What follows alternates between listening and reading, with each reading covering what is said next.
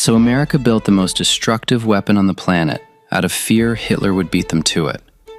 And decades later, that same psychology was how ChatGPT was created.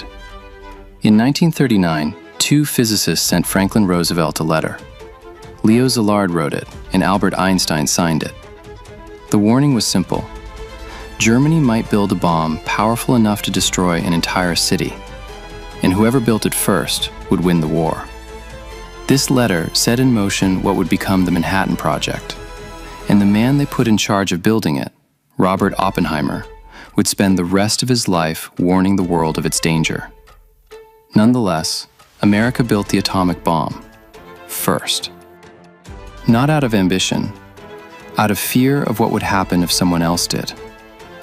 The most destructive weapon in human history was justified by one promise: better us than them. 76 years later, a small group in San Francisco made that promise again, about a different kind of power. They said the technology was coming no matter what, that someone would build it, that it should be the people who cared about doing it safely for the sake of humanity. They called themselves OpenAI. The promise that built the atomic bomb is the promise now building artificial intelligence. December 2015. Some of the most powerful people in technology announced they were giving money away. Sam Altman, Elon Musk, Greg Brockman, Ilya Sutskever. Between them, more reach and capital than most governments. They pledged $1 billion to a new organization, and then they did something strange. They gave up the right to profit from it. They called it OpenAI, a nonprofit. Its purpose was written into its founding like a vow: build artificial general intelligence that benefits all of humanity, unconstrained by the need to make anyone rich. The logic was the letter to Roosevelt, updated for a new century. The technology was coming. Someone would build it. The only real question was who and whether they could be trusted. Musk had spent years warning that unchecked AI was the greatest threat humanity faced. He compared building it to summoning a demon. So the answer was to build it themselves, first in the open, with the guardrails on. Every piece of the structure was designed to make betrayal impossible. No shareholders to answer to, no profit motive to bend the mission. A founding principle that put humanity above the company. If the people running it ever lost their way, the structure was supposed to hold the line. That was the promise.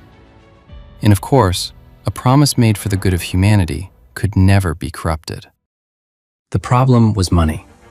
Building the machine they had promised would cost more than any charity could raise.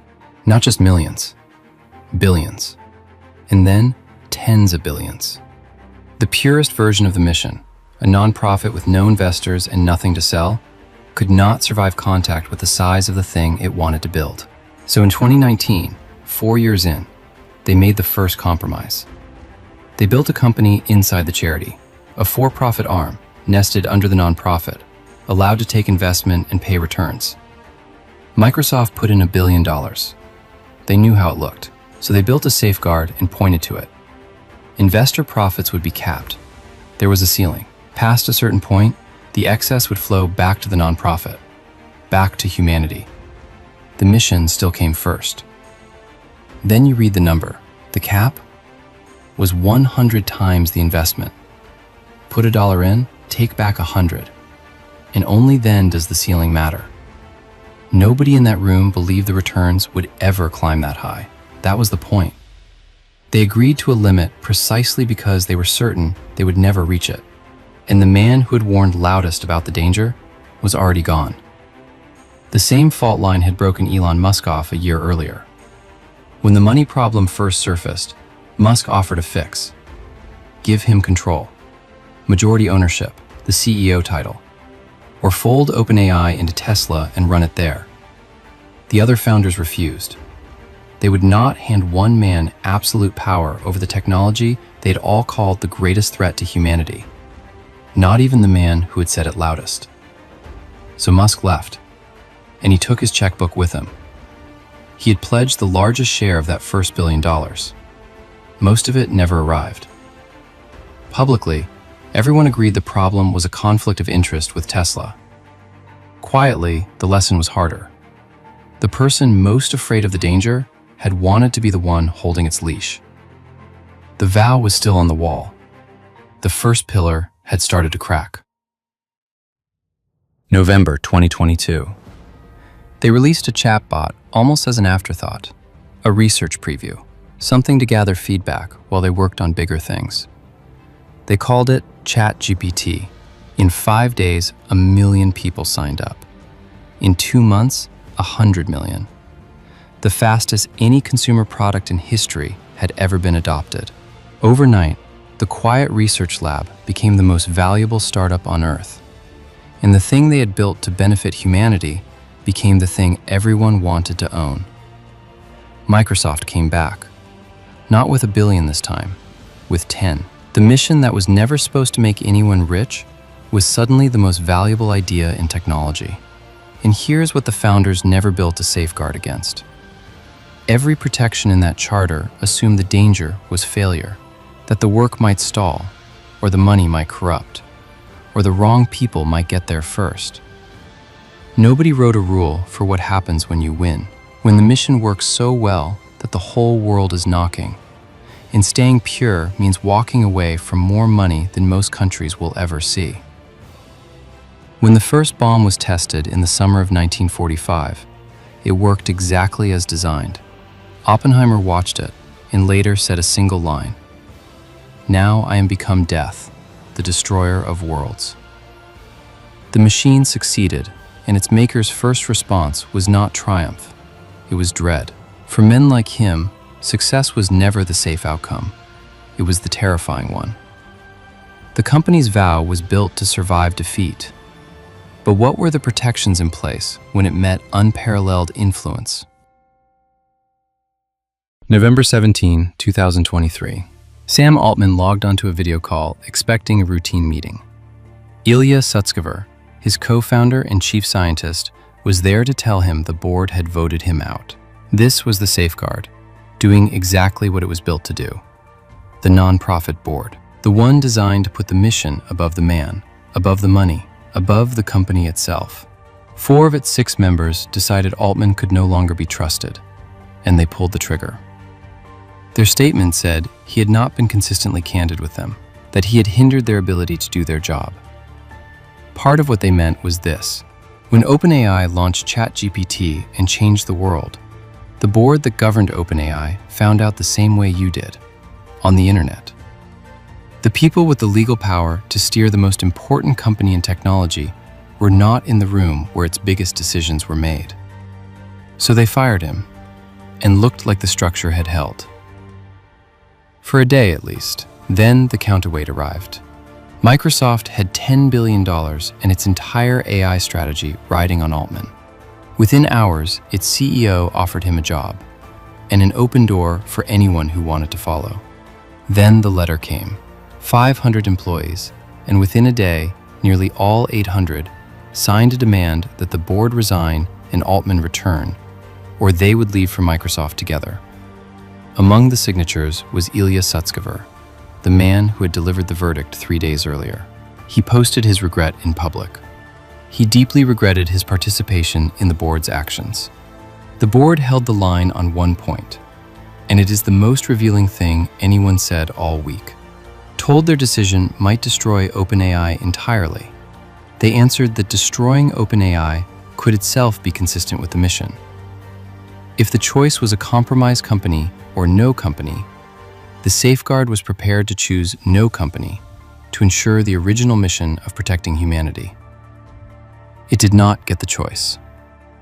5 days after it fired him, the board built to hold the line and protect the mission was gone, and Sam Altman was back. The directors who voted him out were replaced. The structure had performed flawlessly. It identified the threat.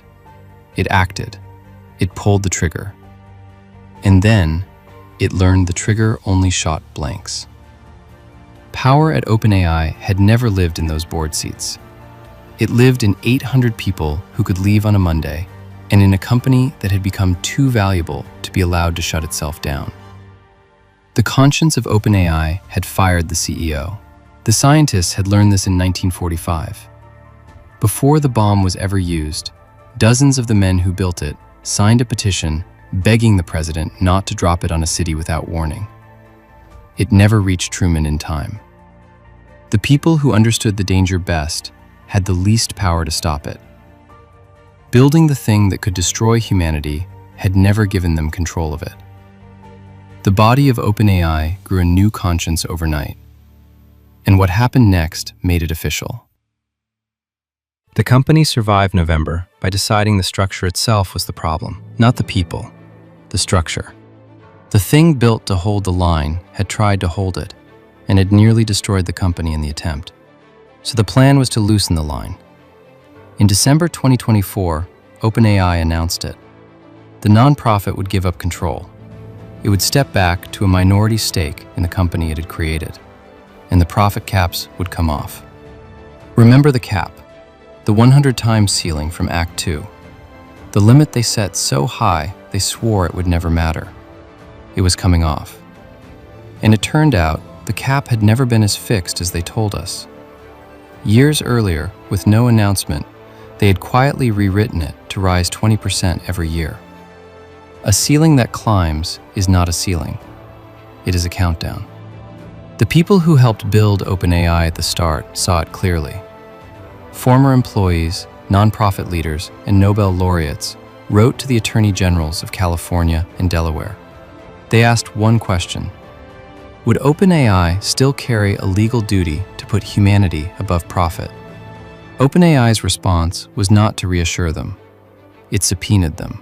The company served legal demands on at least 7 of the groups that had objected. Oppenheimer already knew what happens to the man who keeps warning after the world has moved on. When he argued against building the next, larger bomb, the government did not debate him. In 1954, it stripped his security clearance and shut him out. The warning was not answered. It was silenced. And underneath it, the future of the company, a clock. SoftBank had promised tens of billions, half of it conditional. Convert by the end of the year, or the money gets cut in half. The mission now had a deadline, and an investor was holding the timer. The backlash worked, partly. In May 2025, OpenAI retreated. The nonprofit would keep control after all. But the conversion went ahead anyway. And this is where you have to watch closely. Because the trick is in what stayed and what changed. On October 28, 2025, it was done. The for-profit became a public benefit corporation. The nonprofit kept its hands on the wheel. It was renamed the OpenAI Foundation, and it holds 26%. Microsoft holds 27%. The shareholder now owns more of OpenAI than the mission does. Here's the fine print underneath the wheel they kept. A public benefit corporation has no legal obligation to put the public benefit first. It is only required to consider it, weighed against the interests of shareholders. So the nonprofit still steers. It just steers a company no longer bound to humanity the way it was promised. The vow was not deleted, it was downgraded. From a duty into a consideration. Nobody was forced. The attorneys general signed off, having won their concessions. Safety would be prioritized. The charity money would go to charity. OpenAI would stay in California. Everyone walked away with something to point to. The safeguard was not defeated. It was renegotiated in daylight with every signature on the page, which leaves the only question worth asking. If the promise could be loosened this quietly by this many reasonable people, did anyone ever really believe it? Did you? May 18, 2026, Oakland, California. Everything the vow had promised came down to a courtroom. Elon Musk, the founder who walked away, was suing the company he helped start, and his claim was the one this whole story has been building toward. That OpenAI took a promise to serve humanity and turned it into an $800 billion machine to profit shareholders. If he won, the remedies were enormous. As much as $150 billion clawed back into the nonprofit, Altman and Brockman removed. the for-profit dismantled, the vow enforced by law. The jury deliberated for under 2 hours. They ruled against Musk. But read it carefully, because they never answered the question. They did not decide whether OpenAI betrayed its mission. They decided Musk had waited too long to ask. The claim was past a 3-year deadline. The betrayal, if there was one, was simply too old to judge. That is how the story of the vow ends. Not with a ruling that it held, not with a ruling that it broke. With a court looking straight at the question and deciding the clock had run out. The one institution that could have said whether the promise still meant anything declined to say. And the trial dragged one thing into the light. Internal messages from 2017, years before the drama, where the founders privately admitted they were never fully committed to the nonprofit in the first place. The vow the rest of us took at face value, the people who wrote it were already hedging. By the time the jury spoke, OpenAI was worth more than $800 billion. Its old partner, Apple, was suing it, alleging the lab founded to be open had stolen a competitor's designs to build a device it could sell you. That case is unproven, but look at the shape of the accusation and how far it sits from December 2015. So go back to the beginning, to the letter, and the bomb, and the promise under both. Better us than them. The physicists were right to be afraid and wrong about the threat. Germany was never close.